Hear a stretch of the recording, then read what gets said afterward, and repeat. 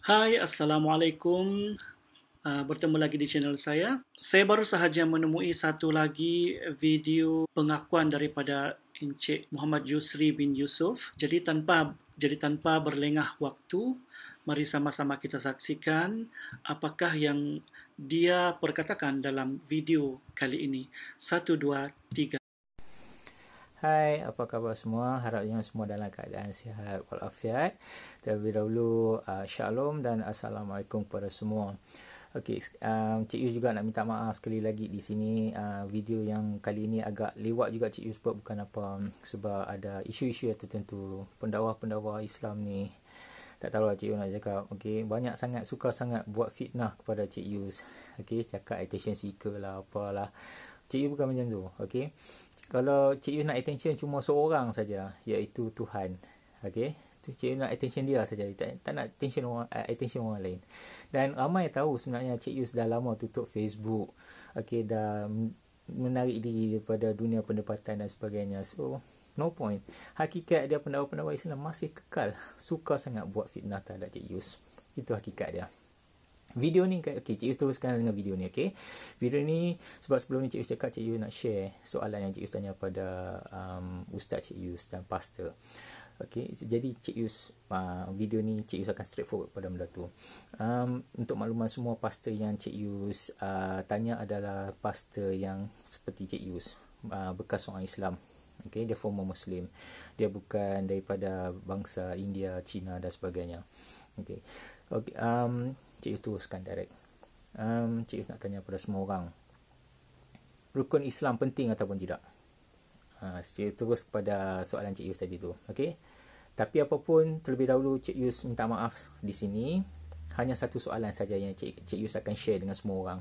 Atas sebab-sebab itu juga Cik Yus dah berbincang dengan Kak Comel hal ni.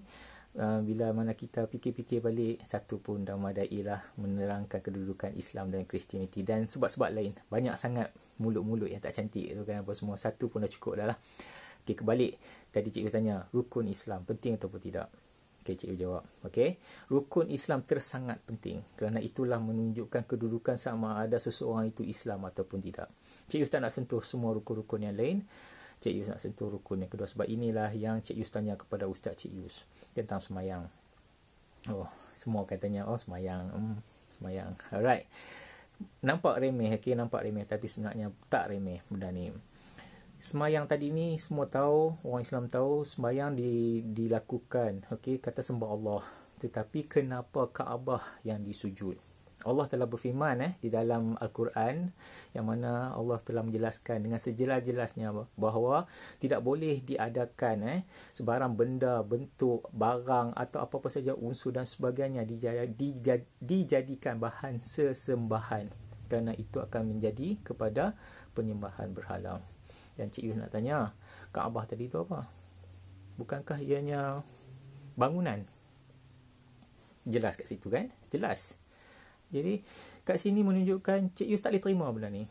Cik Yus tak boleh terima. Okay, kita boleh berfikiran. Okay, Cik Yus suka berfikiran yang kata apa, jauh, di luar kotak dan sebagainya. Hanya orang yang tak mau berfikir saja akan angguk-angguk, giling-giling. Cik Yus bukan orang macam tu. Okay, Cik Yus tak boleh terima kenyataan ni. Jadi jelaskan, okay, benda tu. Cik Yus sambung. Tanya lagi, kenapa 5 waktu? Tak 7 ke, 8 ke, 1 ke? Kan lebih senang. Jawapannya ialah Isra' dan Mi'raj. Okey, Cik Yus hold sekejap. Isra' dan Mi'raj iaitu 50 kepada 5, turun kepada 5 waktu sahaja. Okey, sekarang ni Cik Yus seorang Kristian. Apabila Cik Yus buka Bible dan baca Bible, ianya sebiji ceritanya dengan Abraham, peristiwa Abraham, di mana Tuhan akan memusnahkan Sodom dan Gomorrah. Jadi Abraham bertanya kan, bagaimanakah jika terdapat 50 orang yang beriman, apakah akan diselamatkan? Turun hanya kepada 5 orang sahaja yang beriman, apakah akan diselamatkan? Benda ni sama, perkara ni sama dengan cerita Isra' dan Mi'raj, copy and paste. Okay, sambung balik. Isra' dan Mi'raj, siapakah yang bersaksi peristiwa penting ni? Sayangnya tiada yang bersaksi peristiwa penting ni. Jadi cerita ni macam-macam. Semua orang boleh cerita macam-macam, tapi apabila ada saksi, kita boleh terima benda ni, tak ada masalah. And then Cik Yus sambung lagi, kenapa 5 waktu?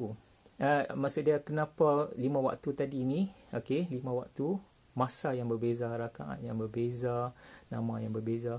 Di mana tercatatnya di dalam Al-Quran? Di manakah Allah berfirman menceritakan tentang kenapa isyak dilakukan sebelah malam, 4 rakaat dan sebagainya? Kat mana? Di mana Allah berfirman menceritakan hal ni? Ini adalah ajaran Tuhan orang Islam, ajaran Allah, bukan ajaran manusia. Jadi kenapa, di manakah, maksud Cik Yus, di manakah dan kenapa Allah tak menceritakan hal ni dalam Al-Quran? Di manakah dia menceritakan hal ni dalam Al-Quran?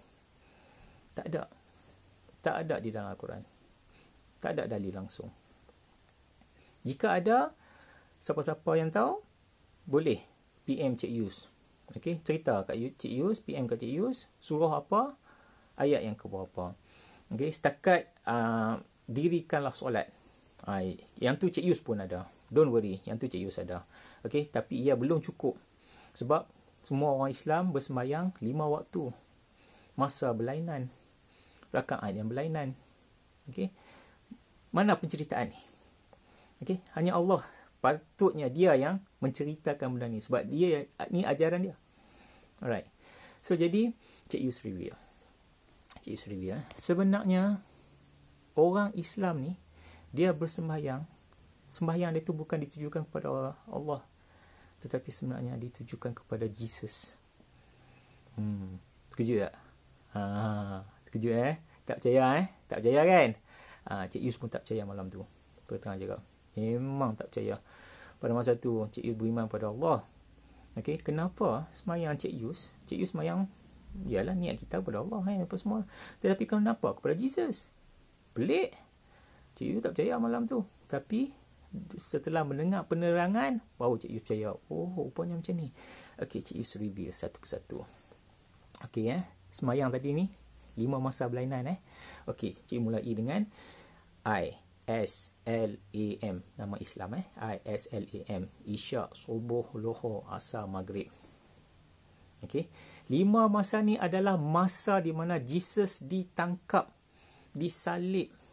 Okey, dihukum, disalib, mati dan dikuburkan. Waktu Isyak, pada masa inilah Jesus ditangkap.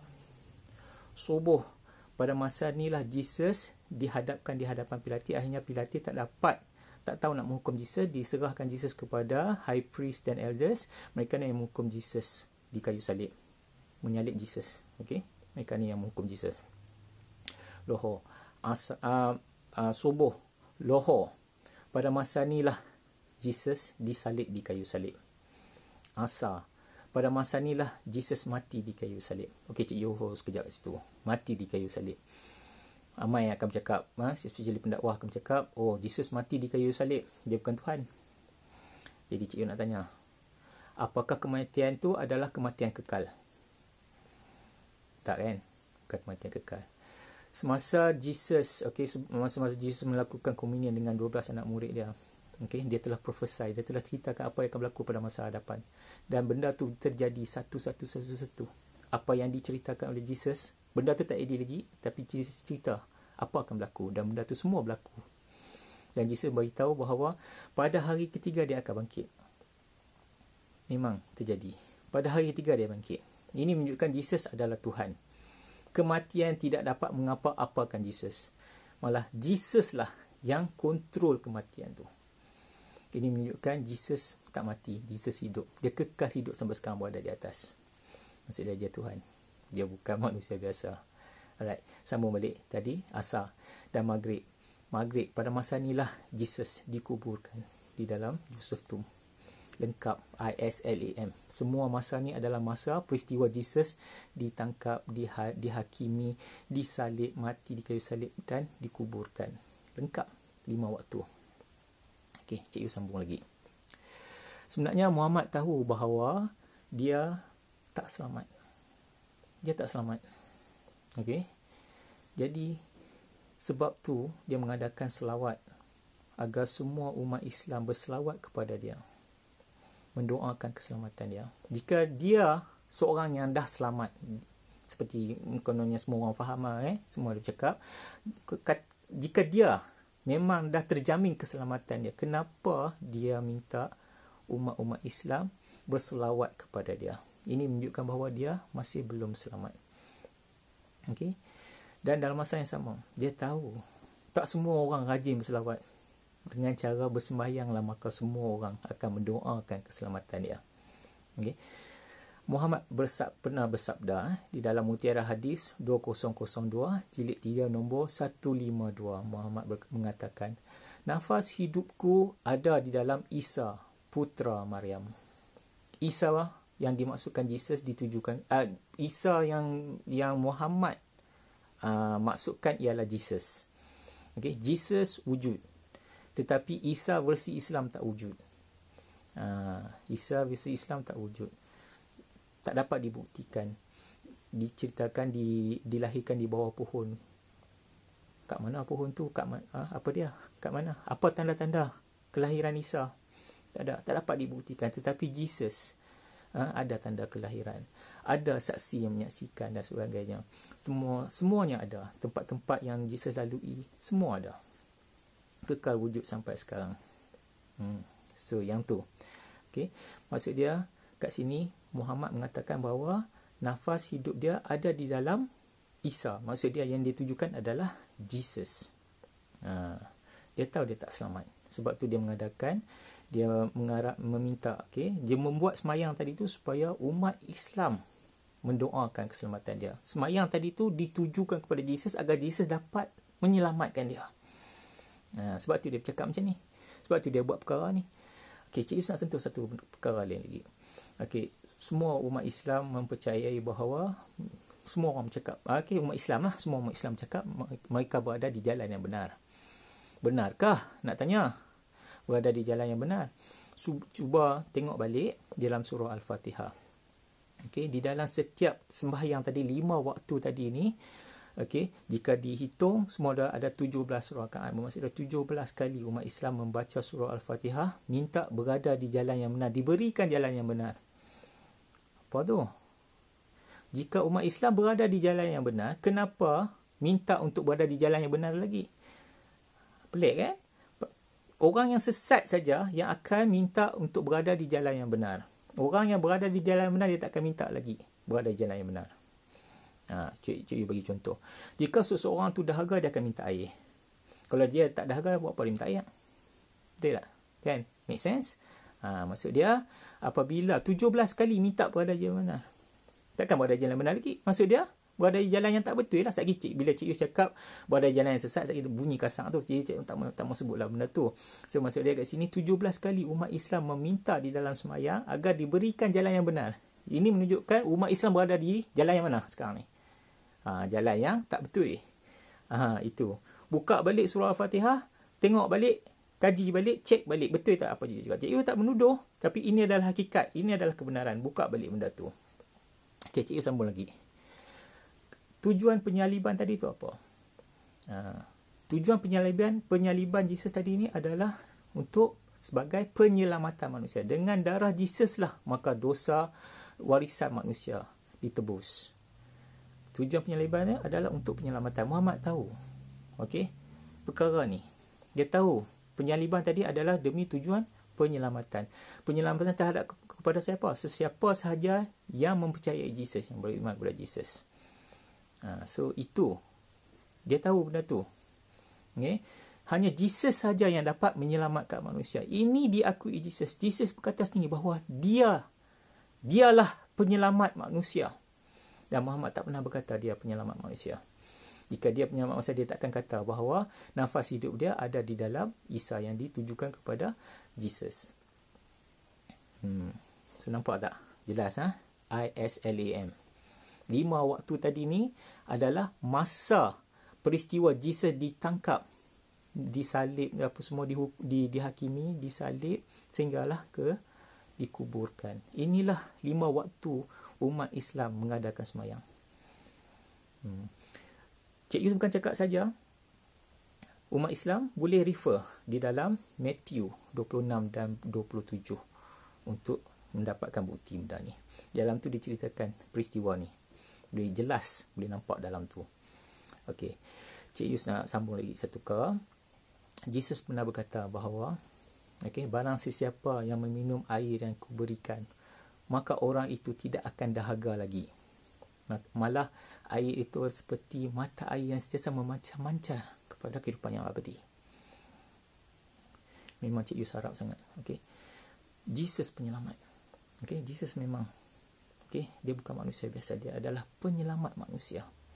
Dan dia adalah Tuhan. Hanya Tuhan saja yang dapat menyelamatkan manusia daripada tangan syaitan. Okey, di sini dah Cik Yus reveal apa itu pasal soalan Cik Yus tadi tu.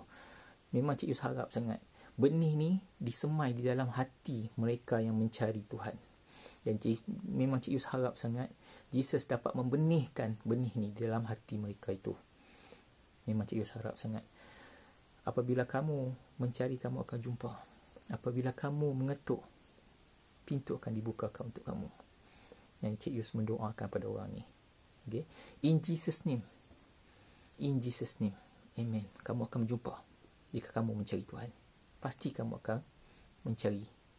Pasti kamu akan berjumpa apabila kamu mencari. Okay? Cukup setakat ni. Cik Yus berkongsi. Harap Cik Yus memang berharap sangat yang mana kebaikan tu dapat kita berkongsi bersama-sama. Cik Yus berkongsi benda ni, kebaikan ni kepada semua. Dan Cik Yus memang harap sangat benda ni yang Cik Yus sebutkan tadi itu, mereka yang mencari Tuhan pasti akan berjumpa.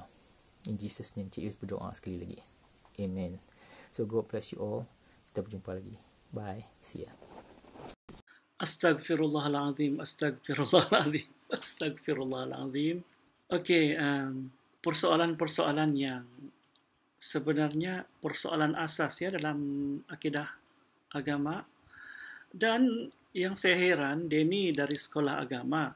Dia ni bersekolah agama semasa di bangku sekolah menengah. Dan dalam mata pelajaran, kalau zaman kami ada mata pelajaran agama Islam 1 dan 2, iaitu agama Islam yang tinggi dan agama Islam yang biasalah, yang seperti mana diambil oleh pelajar-pelajar sekolah biasa.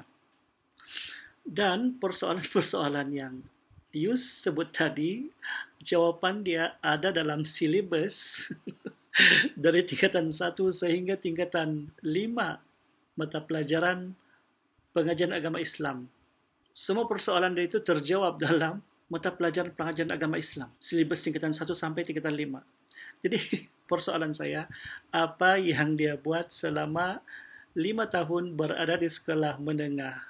Dia tidak belajarkah semua persoalan tadi? Dia tidak jumpakah jawapan semua persoalan tadi dalam mata pelajaran itu? Pelajaran asas ni, ini ilmu asas sebagai orang Islam. Kenapa direction di Mekah itu bukan objek sembahan ya? Dia direction di sana. Kenapa ada dalam mata pelajaran yang kita belajar semasa di sekolah menengah? Hadis-hadis tentang salat pun ada diajarkan dalam silibus tingkatan 1 sampai tingkatan 5. Jadi saya heran dulu dia bersekolah di sekolah agama. Dia datang sekolah ke tidak? Itu persoalan saya sekarang.